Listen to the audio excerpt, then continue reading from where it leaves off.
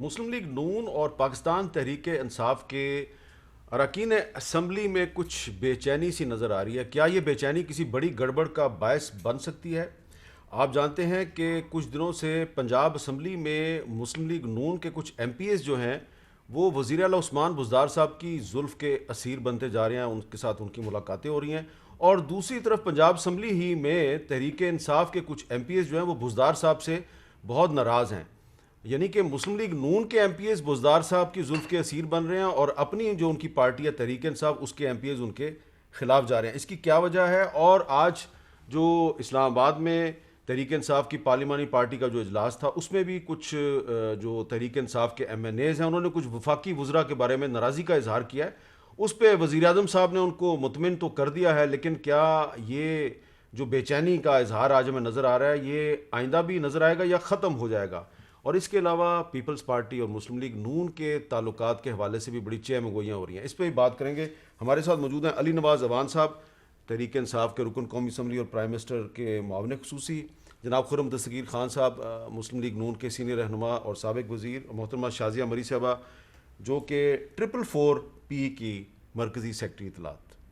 Quadruple 4-4 4P 4P 4 piece 4P। हाँ जी, ये इस कन्फ्यूजन है, देखे ना, मुझे P और 4P ये भी डिक्टेटर्स की मेहरबानी है जी। अच्छा चले ठीक है। और गुफ्तगू में हम कोशिश करेंगे कि जो PTI के नाराज़ अरकान पंजाब असम्बली उनमें से किसी के साथ बात करेंगे, क्योंकि जो उनके इल्ज़ामात हैं उस पर भी बात होनी चाहिए। वो क्या है?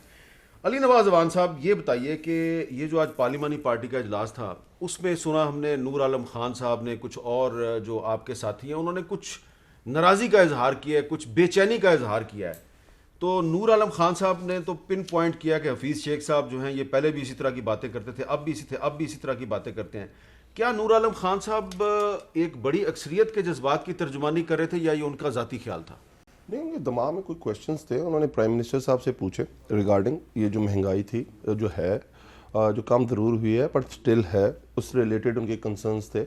हफीज़ शेख साहब ने उससे पहले प्रेजेंटेशन दी थी और उन्होंने बताया था, पूरी दुनिया के डायनेमिक्स बताए थे आफ्टर कोविड कि जो आपकी सप्लाई चेन्स हिट हुई हैं जो पूरी दुनिया में, साउथ अमेरिका में, इंडिया में, लेबनान, टर्की, जो उनकी करेंसीज का हाल हो रहा है और जिसकी वजह से हमारी कमोडिटी प्राइसेस पूरी दुनिया में ऊपर गई हुई हैं, तो उसका इम्पैक्ट पाकिस्तान पे भी आया है।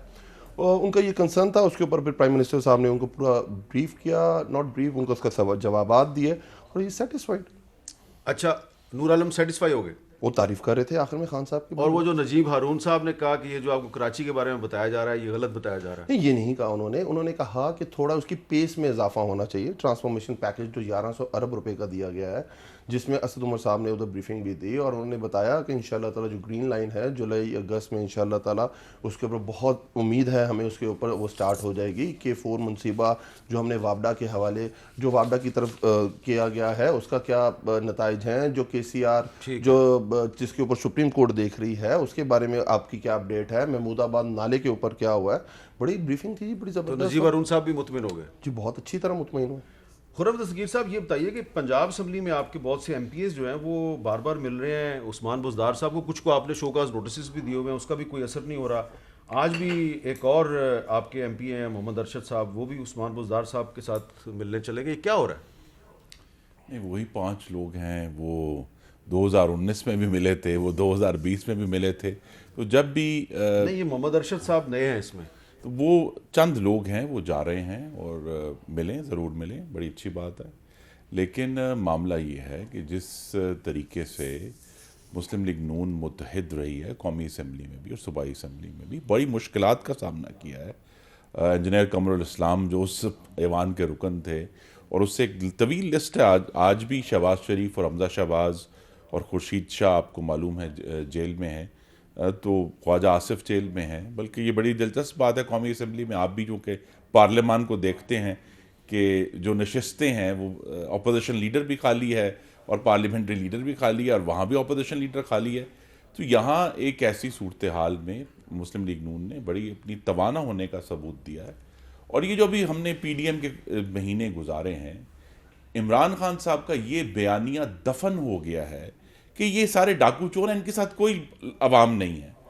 2018 के इलेक्शन में भी हमारे साथ 65% आवाम को हम रिप्रेजेंट करते हैं पीडीएम में, और हमने साबित किया मुल्क के हर कोने में रैलियां करके, जलसे करके, कि आवाम आज भी हमारे साथ हैं और हमने अपने वोटर्स को मोबिलाइज कर लिया। लेकिन इलेक्शन कमीशन ऑफ पाकिस्तान के सामने तो इतनी ज्यादा नहीं, ये तो देखिए ना, ये इतनी ज्यादा बड़ी तादाद इस नहीं पे थी हम कोई। बहस कर लेंगे, हमें तादाद कितनी चाहिए, हमें तादाद, अगर उतनी तादाद है जिसमें सुबह के वक्त इमरान खान साहब धरने में 2.5 घंटे तकारीर करते थे और आप लाइव चलाते थे, उसमें तो 3 बंदे थे। मुझे सामने ये बात बताएं कि आपने जो गुजरांवाला में जलसा किया था, जी, जी। इतना बड़ा मजमा था वो, जी, जी। ठीक है, जितने लोग स्टेडियम के अंदर थे उतने लोग स्टेडियम के बाहर थे, उसके बाद फिर पीडीएम को बड़ा जलसा नहीं कर सकी।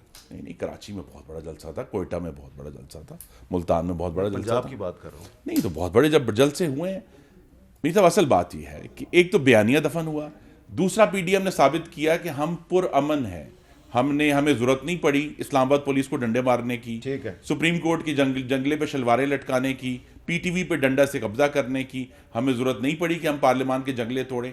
हम बिल्कुल पुरअमन तरीके से अपनी आईनी जद्दोजहद कर रहे हैं और करते रहेंगे।